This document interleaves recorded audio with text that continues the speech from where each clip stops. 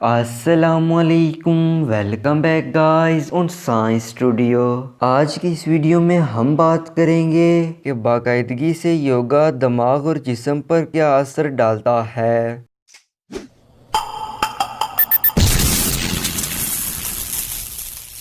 دنیا میں تقریباً 30 کروڑ لوگ یوگا کرتے ہیں۔ یوگا سٹریس کم کرنے کے ساتھ ساتھ دوسری بیماریوں سے بھی بچاتا ہے۔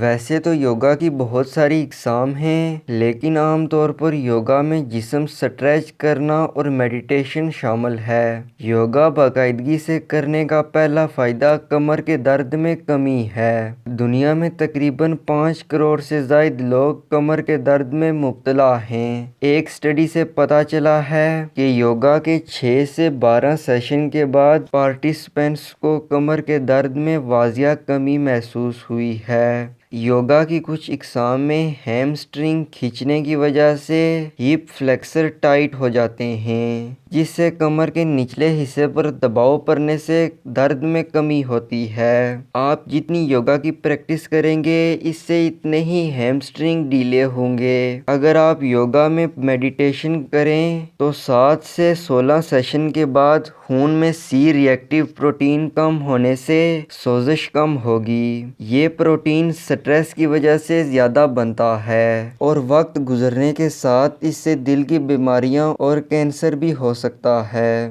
سائنسدان خیال کرتے ہیں کہ یوگا سینٹرل نروس سسٹم میں مداخلت کر کے سٹریس ہارمون ریلیز ہونے سے روکتا ہے۔ یوگا آسنا سے آکسیٹوسن کیمیکل ریلیز ہونے سے موڈ اچھا ہوتا ہے۔ یوگا ایک ورزش ہے اور ورزش سٹریس کم کرتی ہے۔ آپ کو ایک ہفتے میں 2.5 سے 5 گھنٹے تک ہلکی سے درمیانی ورزش کرنی چاہیے۔ اس میں یوگا، چلنا، تیرنا شامل ہے۔ باقاعدہ ورزش سے بے چینی کم، موڈ اچھا، نیند میں بہتری اور سیلف اسٹیم بڑھتی ہے۔